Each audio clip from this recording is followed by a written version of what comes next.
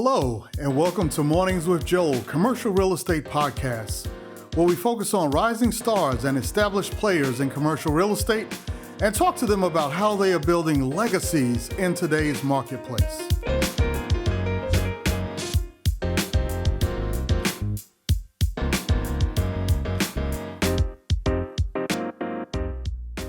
Hey, we'd like to welcome you all to the Mornings with Joel, CRE podcast. And we're very excited today to have Minorities, who is joining us on our podcast. And Minorities, how you doing this morning? It's really good to see you. Oh, I'm wonderful, and it's great to see you too. Thank you so much for having me today. Sure, absolutely. So, we were talking a little bit offline about how your story has kind of come together, and it's really been impressive. I mean, you can kind of identify a person who's a rising star, and it's like, man, how did they get from A to B? And you're doing so many things, and all the media and the press and so many other things that you're doing. It's just been fantastic. So I tell you what, if you can, just take a minute, introduce yourself, tell us who you are, and then we'll go into a little bit of your background and how you got to where you are today. Absolutely. Well, everyone, I'm Renata Bell. I work as a tenant representation broker with Cushman & Wakefield. I do dabble on the landlord side of things every now and again, when the client requires. Mm-hmm. I am the wife of two amazing kids, a 16-year-old son and 11-year-old daughter going on 30. Very proud of them. Married to Chris Bell, Mr. DeKalb, also a graduate of Project REAP. And, we're a regular commercial real estate family and just really out here in the world to create legacy, not only for our family, but for our communities. So that's me. All right. But I got to tell you, you can't start off the show lying because there's no way in the world you got a 16-year-old son. I mean, that's crazy. You look about 25. I mean, come on, man. I'm going to take that compliment and run with it. Going with it. But yes, my baby is 16 and he's actually heading to Princeton this summer for a program that he got himself in. And he also got himself a full ride to Morehouse. So he's got options, which is what we always want, right? Yeah. That's what I always preach to my boys. You got to have options, right? You got to have options. Yeah. So that's fantastic. So help me to appreciate this because you weren't always, I guess you could say this star in the industry. I know you were at one point in time just processing mortgage loans for a company here in Atlanta. Tell me, not so much about the processing, but how did you make that jump? Obviously, you had a degree of vision. I know you had a little time there where you did something else, but how did this all come together? If you give us a little background on that. Sure. I've had a really interesting journey. Yeah. So when I was in college, my mother passed in my junior year. Oh. And I'm from St. Louis, Missouri originally. And I was still living in her house. And it just got to a point to where it wasn't mentally healthy for me to stay there. So ultimately, I kind of made a knee-jerk decision and I decided to pack everything in my car that could fit. I left the rest. I did not tell my family and friends that I was leaving because I knew that they would try to stop me. So the next day, I literally just packed my big old TV. I had one of those big tube TVs back then, and it took up the whole front seat. Packed that up, had my dog, and I put myself in the rest of myself in the back seat, and just took my first solo road trip and found myself here in Atlanta. My aunt was working for a mortgage company at the time, processing residential loans, and I joined forces with her. And when I came down, then it prompted her to start her own business. So that's where I really got my first look at the whole leasing process. Okay. And so we were just basically two women on a mission. We found the office space, got everything incorporated, and, murder was what she wrote after that, so it was a beautiful thing. And fast forward to 2008, things got a little weird. Economy was terrible. The loan products that were coming out were crazy. Mm-hmm. They had this one loan product called a ninja loan, and it has recently resurfaced. It's called a different name, but it was no income, no job, no asset. So essentially anybody could get a loan without any type of, I'm like, no verification whatsoever. Here you go. You get a loan and you get a loan, pulling an Oprah out here. And, and ultimately that was my signal to get out because I knew it was already going downhill, but I knew it was going to crash. And sure enough, it did. And so I did take a step away from the industry for a moment, and I started a couple of businesses. I had a talent agency and a photography company, did very well internationally and domestically published. It was great. It was a great stint, but you kind of hit a ceiling, and it's kind of like, well, where do you go from there? So had a one night digital exhibition at the Louvre, and I didn't know what else I could possibly do from that point. So Chris and I, my husband, we've always had a love of real estates. He went into Project REAP. So while he was in the program, one evening he came home full of energy, and typically he would come home just tired, because you do a whole work day and then you go to class, you're exhausted. But this particular evening, he was just full of vigor and just excitement. And long story short, it was the time that that T. Dallas Smith spoke at the class, and he told me all about him. And I was like, interesting. I've never heard of this guy, and let me learn a little more about him. And he tells me, he's like, hey, he wrote a book. Well, let me see that book. So I picked it up. I couldn't put the book down. And I'm like, this is what I want to do. I want to do tenant rep brokerage. It was just basically contract negotiation. And that's all I ever really did in my whole working career. So it made sense. And, the returns were great. So I dived in. Yeah. Next day, signed up to get my license. Fast forward, I asked Chris, so I'm halfway through my classes, and I asked Chris, I'm like, hey, I know that you know Dallas. He's like, I don't really know him like that. I'm like, well, you know him enough. I need you to set up a meeting.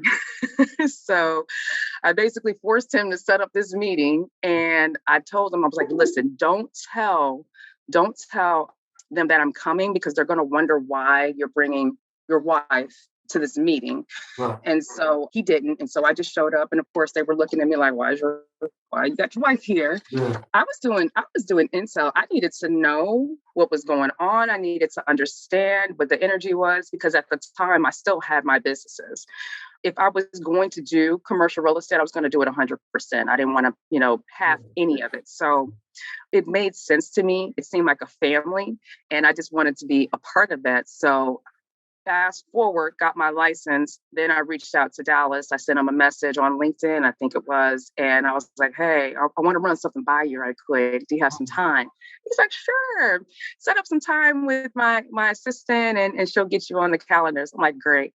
So even going through that process, I didn't want them to know what I was doing. It was going to be an interview, but I didn't want them to say no.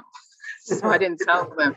So even when I'm setting up the appointment with his assistant, she's grilling me. What is this all about? ... And I'm just dancing. I'm dancing. I'm just dancing. I'm trying to figure out how to get past her. And so ultimately, I was able to give enough information for her to go ahead and put me on the calendar. Yeah. And so it was funny. During this time, I had hurt my hip, but I refused to not walk in there in my stilettos. Like that was going down. So I did. I put my suit on, I put my stilettos on, and I kind of hobbled down the hallway, shook Dallas's hand. I was like, listen, because he, again, remember, he does not know what this is about. Right. I'm like, listen, I want to be a part of your team, and this is why you need me. And he just looked at me perplexed. I know he was not expecting any. He wasn't expecting any of that. And I was so nervous. I was shaking in my stilettos. But in my mind, I was like, if I can convince him that I can do this, then I can do this. Right. So basically Dallas was my first sell. And it was supposed to be a 30-minute meeting. I had stalked him, so I knew all the stuff that he liked. So I had my traditional resume, but I also had created a digital resume just to take some of the skills that I've used in my different careers and show him how they were transferable into, commercial real estate and brokerage specifically. And ultimately, that 30-minute meeting turned into a 2-hour meeting, which was great. And then I wobbled back, to my car after that and waited a long 3 months before I heard anything else. Ultimately, I was just, I kept, Dallas always preaches, half of the battle is just showing up. So I'm like, well, let me just show up. So I just kept showing up to stuff. And the day that they hired me, I actually was at one of their events, and I didn't know it was one of their events. It was just a commercial real estate event. So I was going to be in the space. they saw me there, and it was a panel discussion. Actually, it was a fireside chat at ACBR, and I was like, okay, so I'm in here, they're in here. I have to ask a question. So I dug deep. I don't even know if the question was compelling in any way, but I knew I had to ask something. And so I did. And then maybe 2 hours, an hour or two after that, I got a call from both Dallas and Dexter. And I thought it was so funny. I was like, oh, we're doing three-way. I was like, I haven't done that since high school. I was like, all right, let's do it. What's up, guys? And so ultimately, that's when they offered me the position. And that is how I found myself in commercial real estate. So, yeah. Wow, that's something. Dexter's a buddy of mine, and it's amazing how he tells that story, how even that business got started. And it's incredible. And I want to really highlight a couple things that you said that I thought was very, very interesting. You mentioned that wherever you knew they were going to be at, you were there. So it was a matter of getting yourself out there, getting yourself seen, getting yourself in front of folks, and letting them know that, hey, you're basically part of the community. And so, I'm one like you. And, I'm part of this as well, part of this family. So that was actually a very good point. And then also asking questions. So it's not like you're lost in the room. You basically stood up and said, hey, everybody, here I am. I'm here. And they're like, oh, yeah, is that crazy girl that's been stalking me? Right? Yes. So it all worked out. Oh, man, that is crazy. Boy, oh, boy. So how things progressed from there? What was like the next thing that kind of transpired? Oh, let me tell you, in my mind, I've never failed at anything that I put any real intention and effort behind.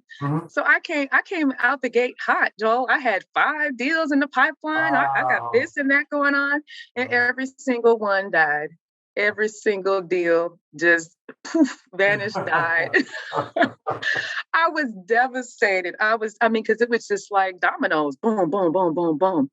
I realized that this industry is not for the faint-hearted at all. And this was going to be my greatest challenge. I've always been an overachiever, basically at everything that I did, but this industry sat me on my butt. Let me tell you, and it still does every day. But the rewards outweigh all the crap that you have to deal with. So it was tough. It was really, really tough. When they tell you it takes, 3 to 5 years to get acclimated in your career, it does not matter who you are, whether nepotism is involved or not. You're in a struggle, and you better find a sponsor. Somebody's going to help you financially during that time. Find a part-time job, something like that, because it's going to be tough. And my situation was no different than everyone else who got into brokerage. So it was rough. It was really rough. But one thing that I've always had is stick-to-itness. And I just don't give up. I don't give up. Failure's not an option. And I was doing this for more than me. It was not only for me, it's for my kids' legacy and my communities. So I didn't want to let them down, and I refused to let them down. So I'm still here. Yeah. No, good point. Good point. Now, you mentioned you do it for the community as well. And that's a very interesting point. I mean, if you're in tenant rep and you're doing brokerage and whatnot, what does that have to do with the community? Why do you feel that is part of your mission, to do this for the community? I mean, make the connection for me between the two. Sure. So I actually come from a long line of Black Panthers. So, it's always, I do, I'll be honest with you, I do. So it's always been, community has always been first and foremost in my family, giving back, even when we didn't have anything. I came from the gutter. We didn't have anything. We would go without lights and electricity and all of that stuff. But that never meant that we weren't going to go on Saturday to volunteer. That never stopped. That didn't mean that we weren't going to raise money for another family. We were always going to do that. So it was just very, very important for me to give back. And when I got into the industry, I was like a babe in the world. I really didn't understand all of the disparities that exist. I had no idea. It was just simply, I looked at it as an opportunity to create legacy, period, point blank. But when I got in, I was fortunate to be at an all Black shop. So it allowed me to transition a little. There was just kind of a buffer, if you will, a smoother transition into this industry in terms of opportunity. But I was still, basically the only woman there. So there were still barriers for sure. And the more I got involved in the industry and dealing with, I mean, I'm no stranger to racist behavior. That certainly has happened, and I just realized it was more than I anticipated. I'm from the Midwest, so the racism in the South is a whole other ball game that I just had never experienced before. And I'm like, man, this is real. This is real. I'm like, okay. So a lot of times, being in the space and in the place and being visible, you're solo dolo. Like, it's a lot of times it's just you in the room, who looks like us. And it was tough. It was really tough. And what I wanted to create was a safe place. How can I do that? How can I create a safe place? Because I'm like, I know I'm not the only one out here struggling in these streets. Like, that's impossible. But I was so new in my career to where I didn't really have, I didn't have enough swag, if you will, enough bandwidth and influence to make something like this happen. It didn't mean that I didn't write the business plan. I wrote the business plan. I slid that business plan over to anybody I possibly could think of that would read it. But, ultimately I had to table it for a while. And it's funny. That's how when AAREP came to me, it made a lot of sense, because I'm like, wow, I had already written a business plan for this, years ago at the top of my career. So now the time is right to do this. And I have a platform that I can actually use to propel it. So that's kind of where the connection with community comes into play. It's just watching that struggle and then seeing my people just getting barred from here and barred from there, doors closed. And like I said, at the time, I didn't have a lot of bandwidth, a lot of influence, but I used every little bit that I had to make a change. And so it's just very important. And I want to see more of us in this industry, and whatever I need to do to make that happen, I'm here for it. Yeah, no, I appreciate you making that connection. If you can't tell us, what is AAREP for those who are listening that may not be familiar with it? What exactly is it, and how does it benefit the community and the things you were just talking about? Absolutely. I'm so happy to share. AAREP is so near and dear to me. So AAREP stands for African American Real Estate Professionals, and I'm president of the Atlanta chapter. And it's such a treat. It's a true labor of love, but we have an amazing board, and it's just a beautiful thing that's unfolding here in Atlanta. We haven't been around. The Atlanta chapter hasn't been around for a full year yet. We're coming up on our 1-year birthday very, very soon, this month, in fact. So that's very exciting to see all of the progress that we've made in a short time. But we are the Atlanta chapter, as I mentioned, and the organization has been around for the past 26, 27 years. They're headquartered in DC, and there's another large chapter out of LA, and Atlanta is on its way, to hit that number 3 spot. And so we're so excited about it. And the organization, and initially it was just a networking organization, just to create, a sense of community for us in this industry, so we can communicate and share deals, share best practices, offer mentorship, things like that. And the Atlanta chapter, we're very intentional about giving back, not only nurturing our people in this industry, but also giving back to our community. And so basically from January up until May, we focus on the grownups in the industry and making sure that they have the resources that they need and the networking events and opportunities. And then from May up until September, we focus on the kids, so we will be doing we have some amazing partnerships that we are lining up right now. It's so exciting. And ultimately, AAREP ATL has positioned itself to start exposing the youth starting from 6th grade all the way throughout the rest of their school career. So it's wonderful. We're just adding the commercial real estate element to the curriculum. And in some of these schools, we're starting small, but in some of these schools so they can know about it. Because I just think about myself, I got in the game late. Where would I be at today? Where would you be at today if you knew about this in the 6th grade? You'd be a multi-millionaire by now, or a billionaire, who knows, but you'd be there. And having, like, for my kids, it's second nature, it's second nature. And I'm just so excited to see what they turn into in the future, because I've basically shoved commercial real estate down their throats at every moment that I possibly can. And, my son, I taught him how to cold call, all of these when he was 13, so he could be very comfortable with it. Now that boy can take on a cold call like it's nothing. So if he's raising money for school or his community, whatever he's doing, it's not a problem. So these are, skills that are necessary for our kids, but unfortunately, a lot of us are not exposed to it, and we're here to make a change. Yeah, yeah, very good point. And one thing that I noticed, you guys have opened up the Minority Advancement Fund. What's that all about? For our listeners, what exactly is that, and how has that benefited the community? Sure. So we are working on it's still in a draft form, but we're working on a program called the CRE Future Leaders Program. And ultimately it's a pathway that tracks, now that we have this connection with this organization called Reach for Excellence, we're able to expose the kids from, sixth grade on. Initially we're going to start with high school, but just adding the commercial real estate curriculum to what is already in place so they can be exposed. But what happens is it's this pathway, and there are just these different points and touches that you'll make throughout your school career. And then even when you get out of college, and at the end of that pathway, that's when the Minority Advancement Fund comes into play. Because the reality of the situation is our industry is expensive. The industry itself is a barrier to entry. Right. It's very expensive. And if you don't have the money to pay for an organization, or say you want to get your CCIM, if you don't have the money for that, we want to create a fund that will allow people that look like yourself and myself to stay. Like, we don't want finances to be the problem. Why is that the reason you leave? Because you can't come up with $2,000, to pay for this designation that you need and we know you need.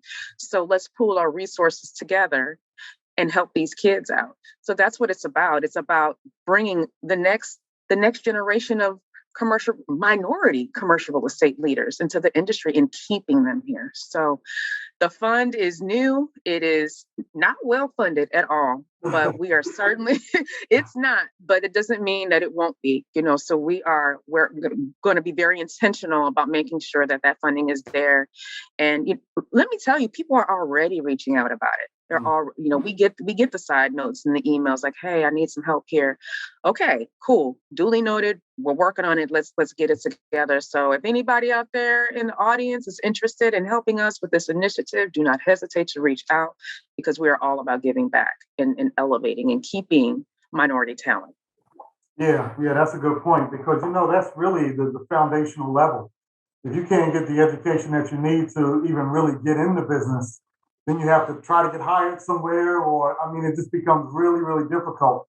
And as you mentioned, even if you get hired, you got a 2 to 3 year learning curve just to understand the terminology and the way the numbers work and everything else. So it can be very, very challenging. So I take my hat off to your efforts in trying to put that together. It was amazing. I've heard of AAREP for years, known about them, and it just stunned me that it hasn't been here in Atlanta until 8-9 months ago. It's like, are you kidding me? So I was blown away by that. Same. I didn't understand. This is the Black Mecca. Like, how does that not exist? And it's so funny, because even when it was positioned to me to take on this role, I still, in my heart and in my mind, I'm like, there has to be an organization here. Maybe I haven't dug deep enough. Maybe I just don't know. And so I started digging even deeper, and I'm like, there's nothing, unfortunately. So I was like, all right, because I'm looking for at this stage, I'm not trying to reinvent the wheel, because if there's something already in place, maybe we just take that and bolster it and just add some more to it so it's bigger and better. But there was nothing. There was nothing. So yeah, and I'll tell you, it never, I never had to be me. I actually identified someone who's on our board. I would love for her to be the face of this whole thing, but she doesn't have bandwidth. So I'm just basically answering a call of duty, because this is so needed. And with the reception that the organization has received, we're not a year old yet, and we've got, upwards of 150 members. We've had 4 events this year. Every single one was sold out. Wow. The community's asking for it. So I'm just so happy to be able to work with these amazing people on my board and in the community to provide this. And this is literally for us, by us. And it's so funny, when we put on events to date, we have not started on time or anything.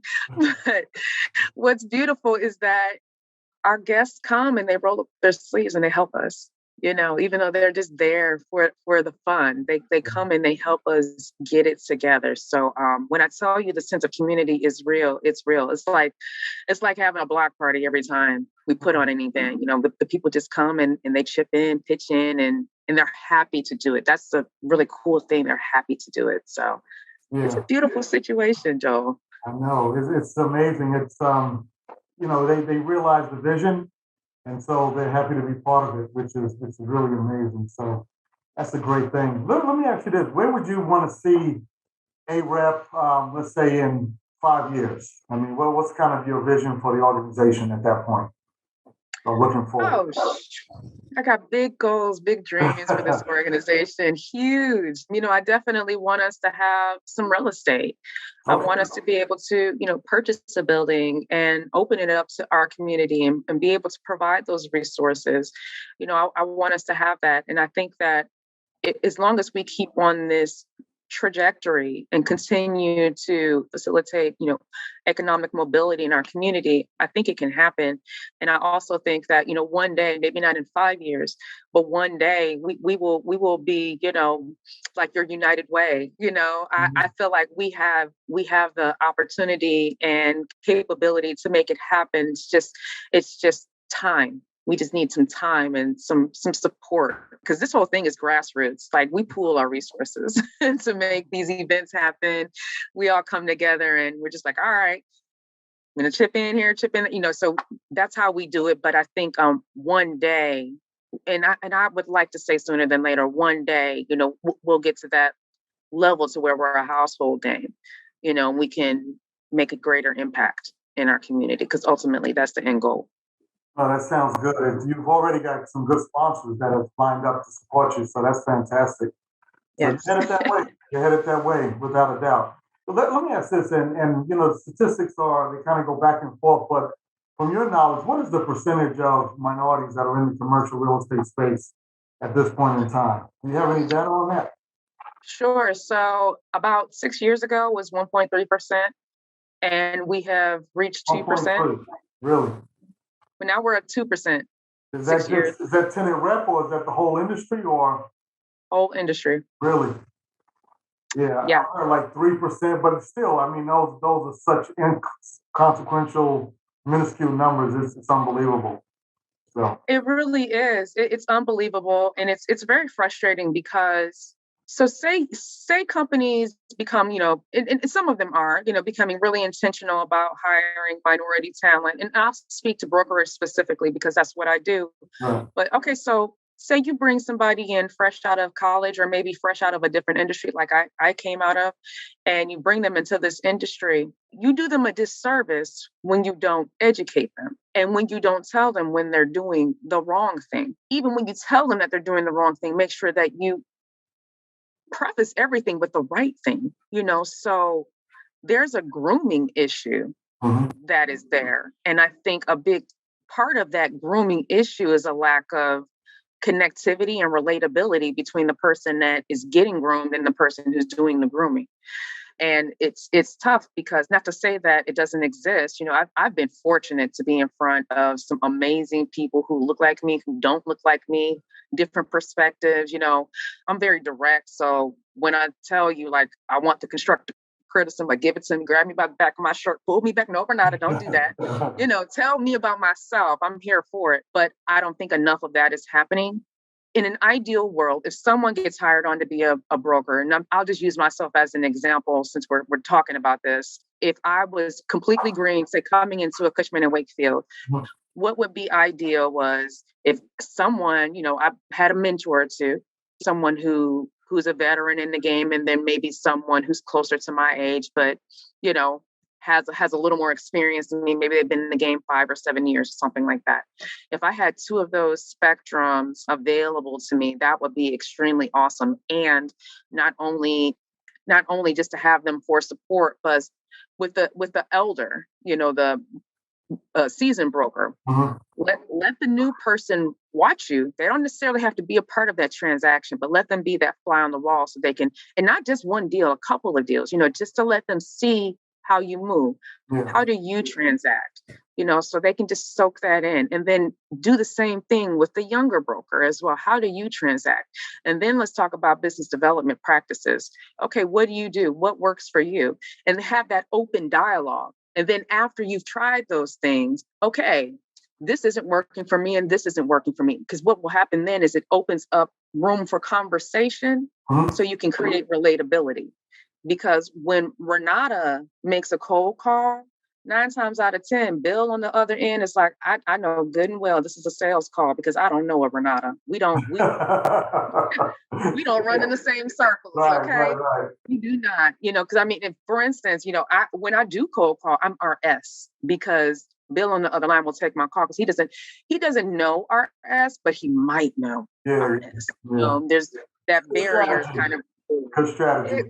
Exactly. Got to be really intentional because at the end of the day, yes, we deal with a lot of crap, in the industry as Black people. And then just being new, you deal with sexism, you deal with ageism, you deal with racism. You got a whole bunch of things going on in the world, not even just our industry, in the world. So you have to figure out how you're going to deal with that. As I said, I was a babe coming into this industry. I did not realize all of the barriers, but once I did realize them, I couldn't get mad about how I was treated. Obviously it hurts. Yeah, it hurts. But at the same time, I chose this industry. So this comes along with it. So you got to kind of get your mindset right. Like, all right, that guy was a jerk. All right, that lady was racist. So what? Does that pay you? No, it doesn't. So get on the next call. Pick up the next phone call, dial the next number, send out the next email, go to the next event, and just let it go. Just hold on to it, get through your day, and you can come home and cry about it later on. Right. But these are things that are not necessarily communicated. When minority talent starts, and so they're left lost, just sitting at the desk in the office, wondering what to do, who to call, what to say. What does your cold call look like? Did anybody ever show you? Things like that.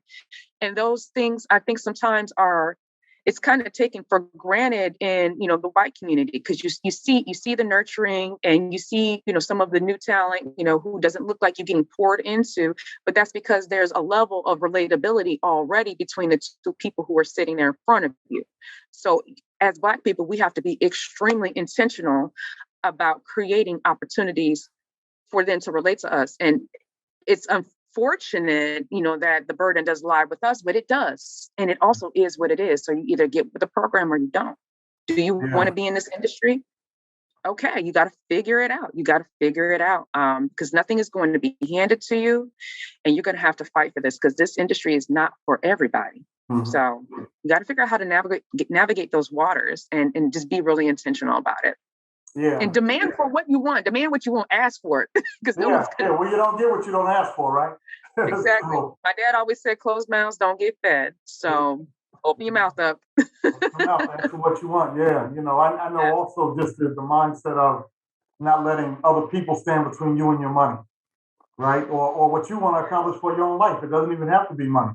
But if you've got, like you said, we're going to run across those people that are jerks out there in the industry that don't want to work with you for whatever reason. But at the end of the day, if you got something you want to accomplish for your family, you got to just forge ahead, right? Because they're not the only person on the earth, and there shouldn't be one person that just totally destroys all your visions and aspirations. So I completely agree with that. Yeah, very good point. Let me do this also where we're kind of getting to the halfway point. I want to go ahead and start opening up the discussion to our guests so you can answer questions and put those in the chat. Either you can raise your virtual hand. We will certainly get to you at that point in time. And while we're waiting on some more of those to come in, and I'll address some of these other questions that are sitting here in a minute. I just wanted to give you, accreditation and admiration on some of the things that you recently accomplished. You hit the 7 under 7, and I have no clue or idea what that is. So tell us what that's all about, because obviously it's an award for something. So what is it? So 7 under 7 is an award that Cushman and Wakefield gives to the people that they identify within the company who are 7 years or less in the industry. And they only chose 7 people, and they have considered us the next leaders of Cushman and Wakefield. So it was pretty awesome experience. I remember sending in my information. I was like, I don't know if this is going to happen or not, but because I'm new to the company and I didn't really know if it was going to work, but it did. Got that call, and I was like, oh my gosh, this is so amazing. Wow. But it's pretty phenomenal because what it did was it opened up my network even more. Mm-hmm. We have our industry, but within Cushman and Wakefield, there's a whole other community, and there's various levels to it as well. Mm-hmm. And long story short, as a result of that, our president and CEO, Andrew McDonald, is one of my mentors now, and he even wrote one of my recommendation letters to get into the UGA business program. So I'll be getting my MBA. So he wrote a glowing, Wow. him and our DE&I business developer person, Alex Swain, he also wrote one too. So I had two really glowing recommendations, but and it all came as a result of winning the award. It just really expanded my network on a whole other level. So it's been pretty awesome. Oh, that's great. That's great. And obviously you put the work in to even be recognized, to have something to talk about. So that's a beautiful thing, And I wanted to congratulate you also. I understand you made the Forbes Business Council. No, so it was so as someone who's on the Forbes Business Council who added me to a list called CRE Summit Top Influencers list. So I made it last year. I think I was like number 10 or something like that. But this year to kind of push me up a little further, and it's been great. The recognition has been awesome, and that actually it was pretty cool because one of my mentors who is on the council actually looked out for me and dropped my name in the hat. So again, it's your network and people being transparent about what you're doing and what your goals are and where you want to be at. I've always had lofty goals, and sometimes I think some people have laughed at them because they didn't believe in them. But literally everything that I said I was going to accomplish, I have. So I got a laundry list, Yeah. and they're all going to happen. No, you're doing good. And I could go on and on. I'm not even going to mention all of them, but it's been very impressive to be new in the industry and to have that recognition. So let's go into a couple of these questions from Thea Redwine, because this plays into some of it. She mentions have any tips as to how to integrate the local organizations outside of always being the low-level volunteer. What are your thoughts on that? Because obviously, I guess that could get a little tiring, just being a low-level volunteer all the time. What tips do you have for Thea in this situation? Yeah, I mean, the I don't want to say low-level volunteering, but I do understand, where you're coming from. I don't do that much of the, low-level volunteering. I'm very intentional about making sure it's high level. Mm-hmm. So what I've always done is before I join any organization, I always identify who the leaders are. Who are they? I connect with them on LinkedIn. I make sure that I send a message or an email or both if they haven't responded to one of them. Or I'll just pick up the phone and call them like, hey, I'm a new member and I'm interested in learning how I can best integrate myself and just creating I'm really big on one-on-one connections, mm-hmm. And just creating those connections. Is it time consuming? Yes, it's totally time consuming, but you're making real connections with real people who are going to look out for you in the future. And what I do is once I find the areas of need, I figure out how can I best integrate into that. I use CRE as an example. I was a member of CRE for 3 years and I was the CRE cheerleader. Let me just tell you, but that's literally what I did.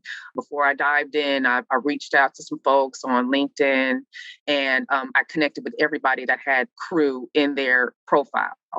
And I ended up, it was kind of a shotgun approach. And then I ended up finding the right target. And that person basically just took me under their wings. Denise Ming, shout out to you if you're listening, took me under her wing. And, that was pretty much where it went from there. I tried a few different committees that didn't necessarily fit for me. Then I found one that did. And I gave. Before I asked for anything, I gave. I'm like, okay, well, these are skills that I have that could help this committee be better.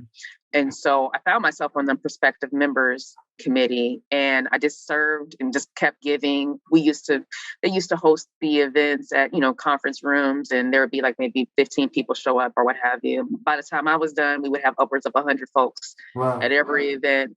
And even the last one I did, it was 100% sponsored. So I was able to give them their budget back. Y'all can use that for something else. So that's basically what I do. I need to identify who the decision makers are, who the influencers are, and make sure that I know them. And be transparent with who you are. I've said that before, but like, don't sugarcoat who you are. Don't try to be something that you're not, or what you think the audience wants you to be, because it's not going to translate. We're going to know, and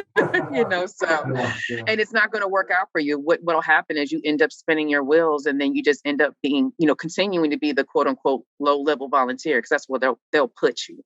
So, just be very intentional. Like, I'm interested in a leadership position. What is the pathway for that? Just ask for it. Close my eyes on your advice. Yeah, there you go. There you go. One thing that certainly helps you as well is your energy is incredible. I mean, just spending a few minutes with you, it's like, wow, this amazing girl. She's just bubbling over and about to burst. I mean, it's just. Thank you. It's exceptional, because it's your own natural energy is like pushing you forward, and it's like, who wants to close the door on someone with so much energy and excitement about what they're doing? So it's a beautiful thing. So keep it up. That's a mentor, or an example to look at, I should say, for someone that does want to do more in the business. But like you said, you got to be yourself. But it's clear that yourself is one of energy and excitement and things of that sort. So that's really good. So. Well, I thank you, because I thought I was reeling it in this morning, but I guess not. No, you're doing great. You're doing great. You're doing fantastic. So that's really good. She had another question here. I just want to tap on this right quick. Any suggestions as to how to obtain a mentor of a different race? And there's a lot that could be said about that, but how would you answer that, Renata? Well, what thoughts do you have on that? Don't get your feelings hurt. That's the best thing. Don't get your feelings hurt. Find a list. It's funny. Recently, I had an interaction with a young lady who just joined AAREP, and she has a mentor that's not necessarily really giving her everything that she needs. But what he did give her was a list from Atlanta Business Chronicle of people that she should know. And I mean, I understand where she's coming from, and she wanted a little more, maybe a virtual introduction or something like that. But to me, I look at that as an opportunity. I'm like, well, this is a list that I did not have before. Mm-hmm. So now all I got to do is find everybody's email addresses, phone numbers, or what have you, and put them on a drip campaign. And don't get your feelings hurt. If they don't respond, don't get your feelings hurt. So use your mentor. If he or she is not willing to make that virtual introduction, do it yourself. Copy them on it too. Mm-hmm. Hey, so-and-so, my mentor so-and-so said that I should reach out to you. Have them copy, but make them accountable. Have them copied on that email. And if no one responds, call your mentor. Like, hey, I reached out to everybody that you said, ... and so forth. And so that's when you have a mentor. And I'm just using that as an example of how to get a mentor. Identify who you want to be your mentor. Mm-hmm. That's step one. Who do you want to be your mentor? Because they don't just fall out the sky. None of my mentors came to me. I stalked every single one of them, mm-hmm. continuously sending emails, unanswered texts, all of that, until one day I just broke them. I broke them all the way down. I'm like, this girl is not going anywhere. Damn right. I'm not going anywhere. So you might as well just have a meeting with me and let's chop it up, because I think you're a rock star and I want to learn from you. So that one email that you send out, that one text, that one LinkedIn message, that's not enough. These people are busy. They're busy. They got things going on, and they don't know you from a can of paint. And 9 times out of 10, they may not have a lot of folks that look like you in their circle. So you have to be the exception. You have to be the one that stands out to them, the one that they're going to give attention to. Just be very, very diligent. Do not give up. And like I said, don't get your feelings hurt. Don't get your feelings hurt. That's my advice. That's literally what I do, even to this day. Even when I'm prospecting, people ignore me all the time. You said they don't, but they do. People ignore me all the time. I get hung up on all the time. I have been cursed out. I'm like, oh wow, you're having a terrible day. Well, bless you. We just keep it moving. So you just gotta push. You gotta push and go after what you actually want and just be very intentional and don't give up and don't get your feelings hurt. Yeah, yeah. No, that's a really, really good point because a lot of times it's not even racism as to why maybe a mentor of another race doesn't respond. They're just busy people. I mean, Yep. yeah, and I mean, even for myself, sometimes it's text I don't return or whatever, but it's not that I don't like you or don't want to talk to you. I just don't have the time, or there might be some other factors. So that's very, very good advice to keep in mind. Let's see, Quinn had a question here. Let's jump into that. As a woman of color, it would be great to hear the influence and importance of sponsors, allies, and mentors in your career path and what was offered in exchange for their time and support.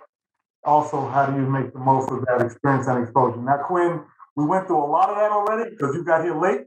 So, but that's okay. I'm going to let you off the hook. But Bernarda, you want to give us a little bit more on that? That would be fantastic. Sure. Yeah. Well, let's focus on what's offered in exchange.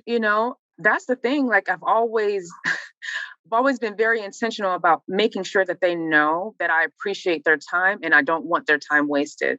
Mhm. So in exchange with my mentors at Cushman, I got to bring them deals. They give me sweat equity and I bring business.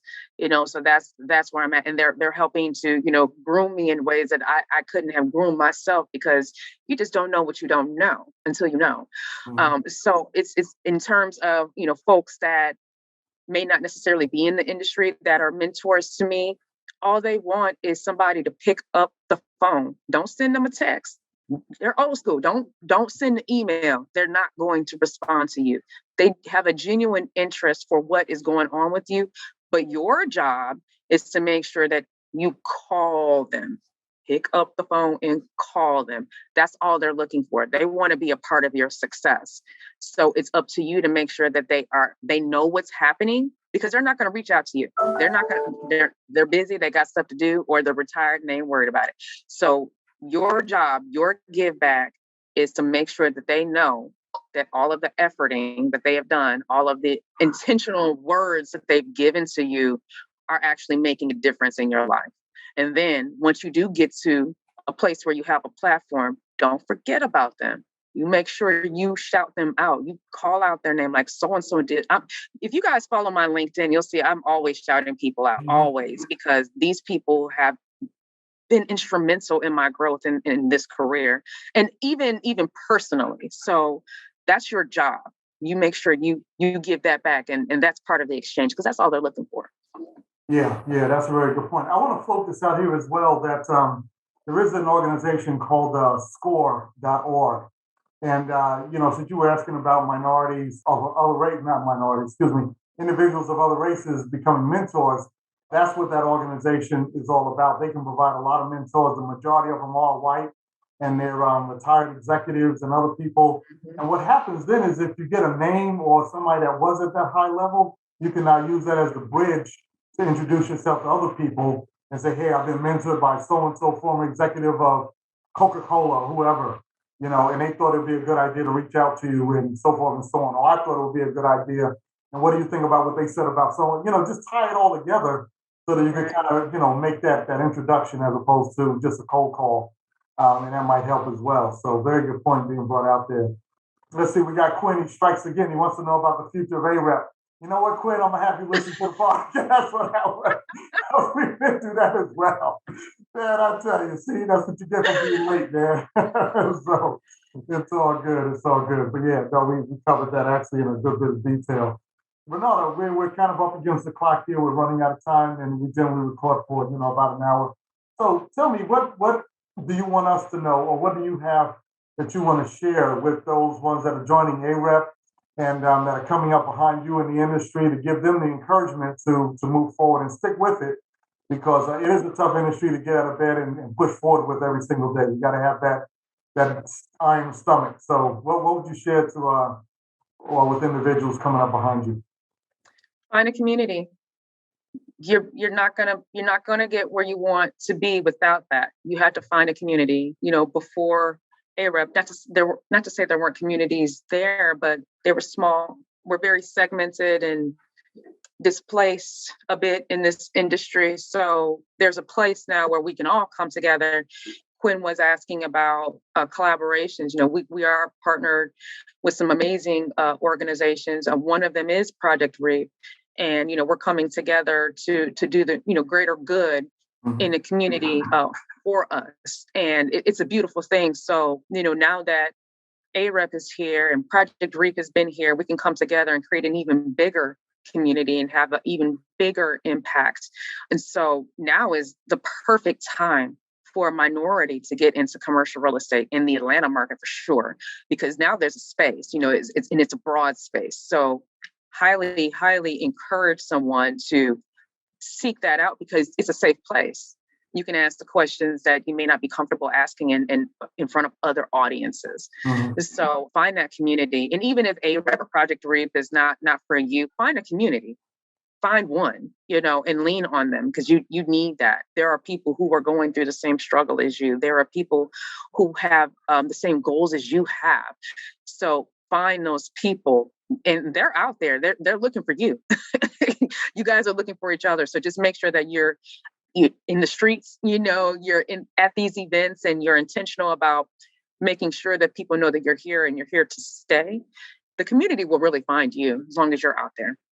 Yeah. I want to second that, and I want to add on to that as well. I think back to when it was earlier in my career, there were organizations that I was part of, and I was looking at everything, just in full disclosure, kind of as a one-to-one relationship. Like I joined this, I'll meet somebody, I'll get a deal. I'll join this, I'll meet somebody and get a deal. And it wasn't happening. And I was like, why am I part of this group? I'm not getting no business, let me just leave. And then as I've circled back over the years, what I found is that I can now reach out to somebody and say, oh yeah, well, I know, we've known each other now 15 years or so from way back in the day. And it becomes a whole lot easier to form that relationship and get things done now. Or like one of my other buddies, matter of fact, we did a podcast on him as well, a guy named Dennis Pemberton. And he had talked about how there's junior people in these corporations, and now 10, 15 years later, they're senior VPs or executives or some other high level. And the fact that now that you've known them for that period of time, now you get your dividend, from that standpoint. So everything is not just linear one-to-one. Oftentimes, you don't know how all these dots are going to connect. But the point is, if you don't lay the foundation for them to connect, they never will, which goes back to your point, Renata, about community. You got to do that. You got to be part of things and part of groups. And I want to say, I think you're doing an exceptional job with AAREP. Just keep it up. Just keep it up. You're doing great work there. So really excited about that. Thank you. Yeah. So I'm excited to be here. And this has been wonderful. And the last thing I'll say is, in terms of, finding that community, just to piggyback off what you just said, 15 years, later on, ... you have staying power. Right. So if you have that staying power, it's literally a matter of time. Just don't give up. Find a community to help you stay and help to support you, because success is right around the corner. People that I met at the very beginning of my career now are just now calling me, but they got deals. And this is after we've had 1,010 lunches, over these years. And now they have opportunities for me because they've transitioned over to a new company, or they are, starting a new venture or something, or they just heard about somebody in the industry, or I'm sorry, in their industry or whatever they're working on. Maybe it's a nonprofit work and they need some office space. So they call me up. So, just make sure that you're in front of people. You focus on having that staying power, because it's not going to be easy, but focus on, creating staying power for yourself, and then use your social media and your LinkedIn platforms to remind people of what you do on a regular basis. They need to know what you do. You need to consistently pop up in the feed. And I'll tell you, as a result of that and mixing AAREP into, it's this prospect I've been hunting down for about 3 years. And he sent me a message yesterday. The day before yesterday on LinkedIn. And he was like, I have a friend who has an office requirement. Hit her up. She's looking to get some space. I'm like, sure, no problem. And he's like, I also want to be involved in AAREP and your next, community engagement event. I was like, That's not a problem either, so it's full circle. It's full circle, the whole thing. It's a lot of moving parts, but once you figure out what you need to do and how you're going to do it, your brand kind of evolves itself, and you just have to stick with it. Yeah, no, very good points. Back in the day, we used to do those email drip campaigns and everything else, and they still work. But the beauty of it now is that now it's instead of 6 degrees of separation, it's so much closer because of social media and other things. So you can really accomplish a lot. And you brought out a lot of good points, a lot of good points. So this will be a great podcast for many people to listen to and to learn from and be educated by, because there's a lot of good nuggets that were brought out this morning as to how you make things happen. And you brought up a point as well. You said it was 3 years that somebody was basically watching you. And that's what happens. People observe what you're doing to see if you have staying power, to see if you're really getting things done, to see if you're moving forward. And then after they get comfortable with seeing you for a while, it's like, oh, yeah, okay, let me call that girl. Or a situation may come up where it's like, oh, yeah, who does that? We're going to build it. Let me reach out to us. Yeah, and it all comes together. So you just got to stay out there and be consistent and focus on what you want to do. So fantastic job. Well, I certainly appreciate it. Any final comments before we wrap up? I'm just so happy to be here today. I thank you for affording me this platform to just talk about myself and the things that I'm passionate about. And ultimately, I just want everybody on this call to know I'm here as a resource. Don't hesitate to reach out to me. Don't feel like all is lost, because it's not. It's not. There are people out here that can help you get to where you need to be. You just have to ask. So I'm putting myself out there. Do not hesitate to reach out. I may not have the answers, but 9 times out of 10, I know someone who does. So I'll put you in front of the right people. And I just want to see us turn up out here in these streets. That's it. That's all I want. There you go. Well, fantastic. Well, Renata, again, thank you so much. Tell hubby Chris I said what's up. And, I will. I know he's listening in. What's up, Chris? But this has been fantastic. I appreciate you carving out a little time to be with us. And again, this is the Mornings with Joel CRE podcast. We're excited that you are here listening with us today. And we certainly want to invite you back for another show. Renata, thank you again. And I look forward to catching up with you soon. Thank you so much. Y'all have a wonderful, wonderful week. Go get after it, y'all. There you go. All right. Take care, everyone. Take care. Bye-bye.